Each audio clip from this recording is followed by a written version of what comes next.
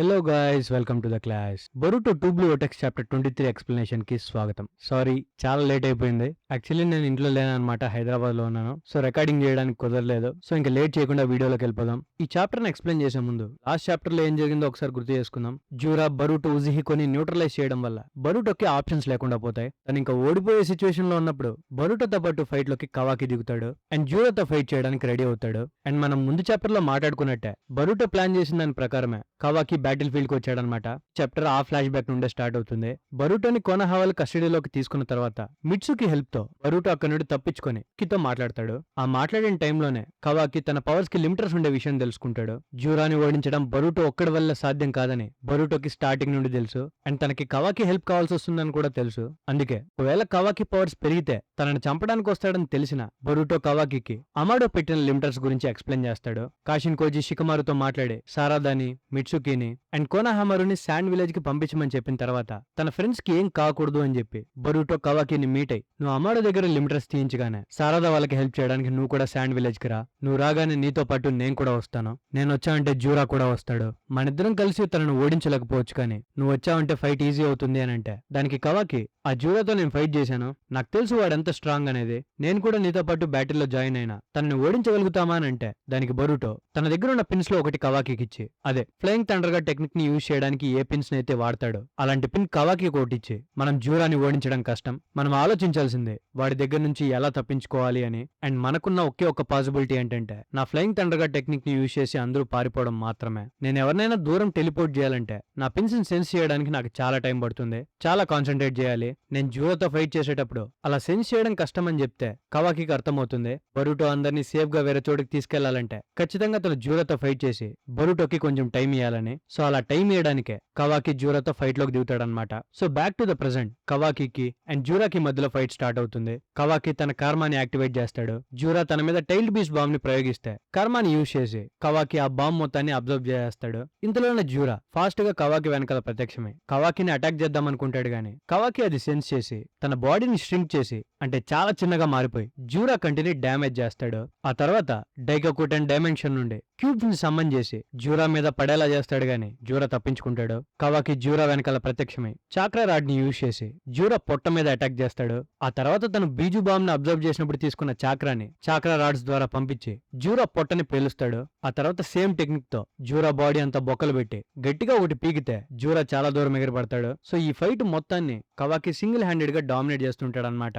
ఒక పక్క కవాకి తన కార్మాని వాడుతుంటే రెజోనెన్స్ వల్ల బరుటో కార్మా కూడా యాక్టివేట్ అవడానికి ట్రై చేస్తూ ఉంటుంది. కానీ బరుటో ఏదో చేసి కార్మా తన బాడీ అంతా స్ప్రెడ్ అవ్వకుండా ఆపుతాడు. సో ఇక్కడ కవాకి ఫైట్ లో డామినేట్ చేయడం అమాడో అండ్ సిమ్రే ఇద్దరు కలిసి కవాకి కళ్ళ ద్వారా మొత్తం ఒక మానిటర్ లో చూస్తూ ఉంటారు. మీకు ఈ విషయం గుర్తుందో లేదో నాకు తెలియదు, బట్ మళ్ళీ చెప్తాను. కవాకి బాడీ మొత్తాన్ని మాడిఫై చేసింది అమాడోనే. సో కవాకి కళ్ళలో అమాడో ట్రాకర్స్ ని ఇన్స్టాల్ చేసి ఉంటాడు. అంటే కవాకి తన కళ్ళతో ఏమైతే చూడగలుగుతాడో అవన్నీ అమాడో మానిటర్ చేయగలుగుతాడు అనమాట. సో అలా అమాడో వల్ల ఆ ఫైట్ మొత్తాన్ని చూస్తూ ఉంటారు. కవాకి డామినేట్ చేయడం చూసిన సుమిరే అమాడోతో అంటుంది, ఇలాగే కంటిన్యూ అయితే కవాకి జూరాని చంపేయగలుగుతాడు అనుకుంటా అని. కానీ అమాడోకి తెలుసు జూరాని ఓడించడం అంత ఈజీ కాదని. సో అమాడో లేదు, తనని ఓడించలేమని అంటాడంతే. జూరా తన బాడీలో నుండి ఒక బుక్ ను బయటికి తీసి కవాకితో మాట్లాడడం స్టార్ట్ చేస్తాడు. జూరా కవాకితో, ఉజుమాకి కవాకి, నేను అనుకున్నట్టుగానే నువ్వు ముందున్న దానికంటే ఇప్పుడు ఎక్కువ పవర్ఫుల్ గా ఉన్నావు. ఇంత షార్ట్ టైమ్ లో ఇంత పవర్ఫుల్ గా ఎలా మారావో నాకు అర్థం కావట్లేదు. అండ్ ఇలా తక్కువ టైంలో పవర్ఫుల్ అయింది నువ్వు మాత్రమే కాదు,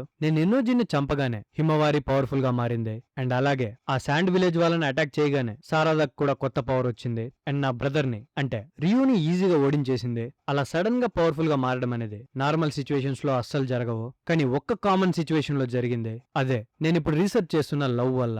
లవ్ అనేది ఒక మనిషిని వీక్ గా మారుస్తుందనేది ఎంత నిజమో, అదే లవ్ ఇంకో పర్సన్ కి ఎక్స్ట్రాడినరీ ఎబిలిటీస్ ఇస్తుంది. నాకు తెలిసి మా విషయంలో మేము ఎక్స్ట్రాడినరీగా ఎవల్యూషన్ చెందొచ్చేమో. ఇంతకీ ఏమంటావు కవాకి? లవ్ మీద నీకున్న ఆనెస్ట్ ఒపీనియన్ ఏంటి అని అడుగుతాడు. దాని కవాకి అస్సలు పట్టించుకోకుండా నువ్వు జస్ట్ ఒక పురుగురా, ఎందుకింత మాట్లాడుతున్నావు అని చెప్పి జూరాని పేల్చేయబోతాడు. కానీ జూరా తప్పించుకొని చాలా రూట్స్ ని గ్రౌండ్ లో నుండి సమన్ చేస్తాడు. అంటే చాలా రకాల ట్రీస్ బయటకు వస్తాయన్నమాట.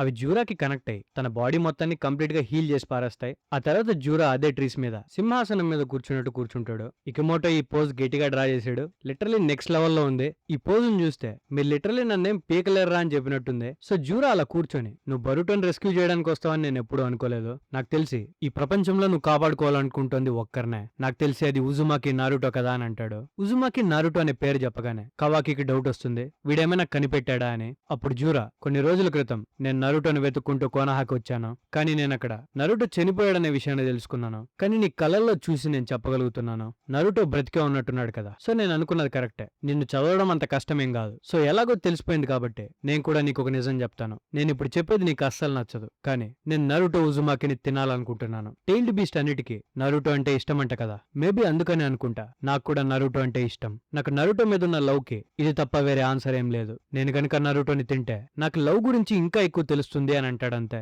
కవాకికు కోపం వచ్చి జూరా మీద అటాక్ చేయడానికి రెడీ అవుతాడు. ఇంతలోనే అక్కడికి బరుటో వస్తాడనమాట.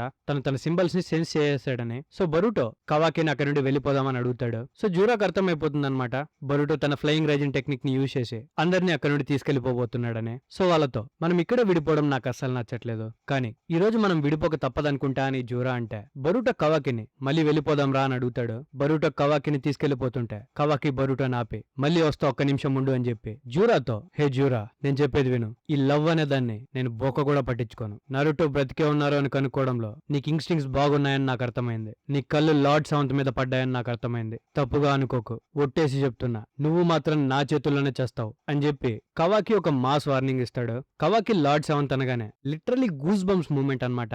అండ్ నరుటో జోలికి వస్తే చంపేస్తా అని చెప్పడం నాకు మాత్రం నెక్స్ట్ లెవెల్లో అనిపించింది. Back to the chapter. Kawaki warning ఇవ్వగానే బరుటోతో అంటాడు, ఇక్కడ నా పని అయిపోయింది, ఇంకా వెళ్దామని. అప్పుడు జూరా, నువ్వు నాతో ఫ్రాంక్ గా ఉండడం నాకు నచ్చింది కవాకి, మన ఇద్దరు కలిసి మాట్లాడుకున్నందుకు నాకు చాలా హ్యాపీగా ఉంది, ఇద్దరు మళ్ళీ కలుసుకుందామని అంటే కవాకి అది విని దానికి రెస్పాన్స్ గా కవాకి తన మిడిల్ ఫింగర్ ని చూపిస్తాడు. బ్యాడాస్ ప్యానల్ ఇది, ఉజుమాకి బ్రదర్స్ మామూలు స్వాగ్ కాదు, లిటరలీ వాల్ పేపర్ మెటీరియల్ ఇది. So back to the chapter. Boruto డెల్టాని కూడా పిలిచాడు కాబట్టి తన కోనహామరు వాళ్ళున్న ప్లేస్ కి చేరుకుని వాళ్ళ ముందర ఒక సింబల్ ని పడేసి, నాకు ఇది బరుటో ఇచ్చాడు, దీన్ని ఎక్కడెక్కడో పడేయమన్నాడు, దీన్ని ఎవరైనా చేతిలో పట్టుకుంటే సెన్స్ చేయడం కష్టమంట. అండ్ నాకు తెలిసి వాళ్ళు ఎప్పుడైనా టెలిపోర్ట్ కావచ్చు, మీరు కొంచెం దూరంగా ఉంటే మంచిదని కోనహామరుకి ఇలా చెప్తుందంతే. కోడ్ మీద బరుటో ల్యాండ్ అయినట్టు కోనహామరు ఫేస్ మీద కవాకి ల్యాండ్ అవుతాడు. అండ్ టోన్ బల్బ్ ఎలాగో కోనహామరు దగ్గర ఉంది కాబట్టి ఇంకా స్ట్రైట్ గా కోనహా వెళ్దామని చెప్పి బరుటో అక్కడున్న వాళ్ళతో చెప్తాడు. కట్ చేస్తే మనకి కోనహాలో ఈడాకి అండ్ కాషిన్ కోజికి మధ్యలో ఒక కాన్వర్సేషన్ జరుగుతుంది. ఈడా బరుటో వాళ్ళు తప్పించుకున్నారు కాబట్టి కాషిన్ కోజితో, ఇంకా బరుటో తప్పించుకున్నాడు కాబట్టి మనం హ్యాపీగా ఫీల్ అవ్వచ్చు అనుకుంటా కదా అని అంటే దానికి కాషిన్ కోజి, ఇప్పుడు జరిగిందని మనం ఎట్టి పరిస్థితుల్లో పొగడ్డానికి వీల్లేదు, బరుటో లిటరలీ గ్యాంబ్లింగ్ చేశాడు, ఒకవేళ తను చనిపోయి ఉంటే తనతో పాటే గుడ్ ఫ్యూచర్స్ కూడా డెస్ట్రాయ్ అయ్యేవి. బరుటో సర్వైవ్ అయ్యాడు అనేది మంచి విషయమే, అండ్ తను తీసుకున్న డెసిషన్ మూలంగానే ఇప్పుడు ఫ్యూచర్స్ మళ్ళీ మారిపోయాయని అంటాడు. ఇంతలో ఈడా, దీనివల్ల ప్రాబ్లం ఏముంది,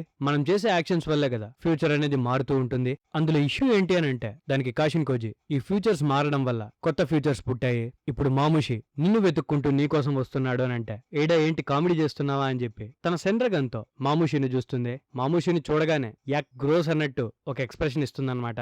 కట్ చేస్తే మనకి షింజు హైడౌట్ ని చూపిస్తారు. ఇక్కడ హిడారికి అండ్ జూరాకి మధ్యలో కన్వర్సేషన్ జరుగుతూ ఉంటుంది. జూరా ఒక చోట కూర్చొని తనలో తనని నవ్వుకుంటూ ఉంటే హిడారి అది చూసి, నీ ఫేషియల్ ఎక్స్ప్రెషన్ కి ఏమైంది, నీ ఒంట్లో బాగలేదా ఏంటి అని అడిగితే దానికి జూరా, కాదు దానికి ఎగ్జాక్ట్లీ ఆపోజిట్, నాకు చాలా బాగుంది. ఇది విని హిడారి, కవాకి నాకు ఒక కాంప్లిమెంట్ ఇచ్చాడు అండ్ దీని గురించి నేను ఇప్పుడు ఒక కొత్త సెంటెన్స్ నేర్చుకున్నాను, కానీ ఇప్పుడు యూజ్ చేస్తే అది బాగుండదు అనుకుంటా అని అంటాడు. ఇంతకీ ఏంటి అని అంటే నాకు తెలిసి జూరా హిడారికి ఫక్ ఆఫ్ అని చెప్పుంటాడు. ఈ షింజూస్ కి అంత తెలివి లేదు కాబట్టి ఆ పదాన్ని లిటరల్ సెన్స్ లో చూసుంటారో. సో ఫక్ ఆఫ్ అంటే మీకు ఆల్రెడీ బాగా తెలుసు. సో ఆ పదాన్ని జూరా చెప్పేసరికి హిడారి విని, యక్ చాలా చండాలంగా ఉంది అని హిడారి అంటాడనమాట. దానికి జూరా ఒక విచిత్రమైన ఎక్స్ప్రెషన్ ఇస్తాడు అండ్ ఇక్కడతో చాప్టర్ ఎండ్ అవుతుంది. అండ్ నెక్స్ట్ చాప్టర్ లో థ్రెట్ ఫేస్ చేయబోయేది ఖచ్చితంగా ఈడా. నాకు తెలిసి మాముషితో ఫైట్ చేయడానికి తన తమ్ముడు డేమన్ ఫైట్ లోకి దిగొచ్చు, మనకి డేమన్ పవర్ లెవెల్ ఎలా ఉందో అర్థమవుతుంది. అండ్ ఇంకో పక్క బరుటో వాళ్ళు కోనాహకెళ్ళి వాళ్ళ దగ్గర ఉన్న థర్న్ బల్బ్ తో మేబీ మొయగిని రిలీజ్ చేయడానికి ట్రై చేస్తారనుకుంటా. సో చూద్దాం నెక్స్ట్ చాప్టర్ లో ఏం జరగబోతుంది అనేది. And thank you guys last వరకు చూసినందుకు. అండ్ వీడియో లేట్ అయినందుకు మళ్ళీ సారీ. ఈ వీడియోని మీరు ఎంజాయ్ చేసి ఉంటారని కోరుకుంటూ మళ్ళీ నెక్స్ట్ వీడియోతో వెంటనే కలుసుకుందాం. అప్పటి వరకు జాగ్రత్త. Love you, me anime professor.